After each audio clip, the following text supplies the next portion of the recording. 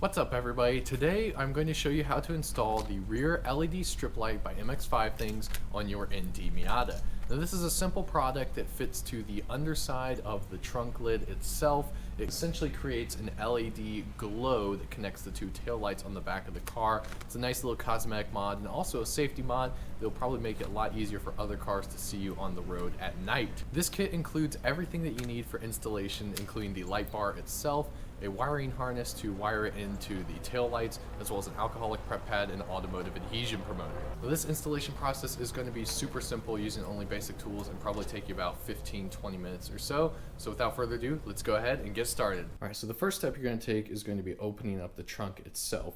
Once you're inside, you have this large black plastic trim piece. We're going to remove this. It's got 4 of those little push rivets, one here, here, here, and up here, and then you also have to remove the light over here to the side. Easy way of doing that is just to take your screwdriver at the top of the lens here and pop it out from the plastic panel, and then you can just feed it through that hole. Next, you'll remove this black plastic pop rivet for this piece of carpeting here on the side, and then you peel it back and it reveals the wiring harness for the brake light itself. This is what we're going to feed into for the rear LED strip light. Once all of that is done, then you will want to take a rag with some quick detailer or other sort of cleaning product and clean the entire underside of this lip here, because that is where we will attach the rear LED strip light.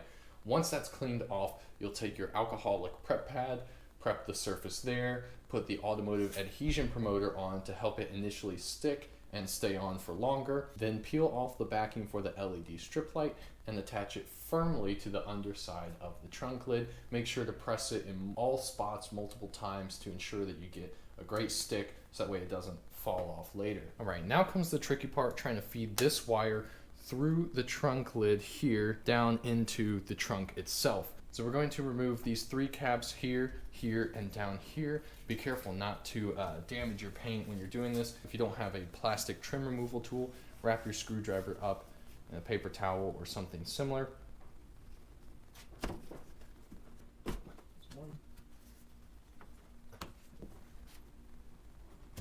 So take your wire, feed it through this top plug here, and eventually it should reach this plug down here. And you may need to use some of the other openings here as well to help guide it. Once you have it through, go ahead and pull it as much as you can. Be careful not to peel off the strip light itself, but we want to make it nice and flush against the trunk, like so. And take that same wire, feed it through this plug here. All right, so now that you've gone this far in the process, you should have the wire going from the light bar through the trunk, through this hole here in the body, right here. Now you'll notice that at the end of the wire there are 2 leads and there's no connector to plug it into the harness here, which runs into the taillight harness. So what you need to do is take this connector piece, which comes with the LED rear strip kit, and plug in those leads to the connector. The reason we have to do this is that if these leads touch, it will short out the circuit and cause your lights to not work. So we have to plug these in, so that way it prevents the leads from touching each other, and that way we can easily plug it into and out of this harness. Now we also have to make sure that the black and the red do line up when we plug it into the harness here. So looking at the top of this connector where they have the little tab here, you'll plug the black one into this left side. So now plugging this into the car's harness itself, yours might look a little bit different. I have an extra harness here for the Fly Miata sequential turn signals. If you don't have this, that's okay. It'll go between these 2 plugs right here. If you do have this harness, it can go either here or over here. It doesn't really matter because it's one continuous circuit. So just unplug one side,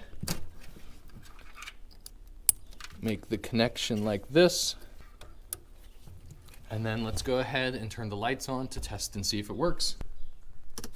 So turning the lights on, we can see that the tail light, I know it's daytime, it's hard to see, is on, and the rear light bar is on as well. So once it gets dark outside, I will take another video so that way you guys can see the final results. Until then, we're gonna go ahead and put all of the trunk stuff back together, hide this wire away, and oh, one last important part is these plugs for the body and the trunk. Now the instructions on MX-5 Things calls for cutting a slit in the plugs here itself However, I have installed this on my girlfriend's car, and I found that simply installing the plug like so and sort of pinching it up against the wire is more than okay, and not having a hole cut in the plug leads to less likelihood of water leaking into the trunk.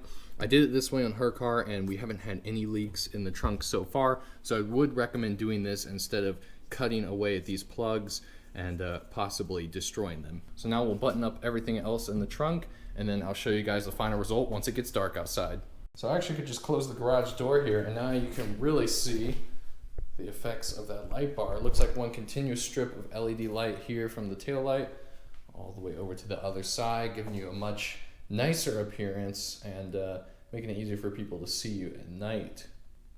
That looks so awesome. So shout out to my girlfriend Kelsey for getting this for me as a birthday present. I absolutely love it, and the installation was really not too bad. I know the instructions on MX-5 Things website aren't the best, so I hope you guys found this video helpful. As always, if you have any questions, leave them down in the comments below, and I can't wait to see you in the next video.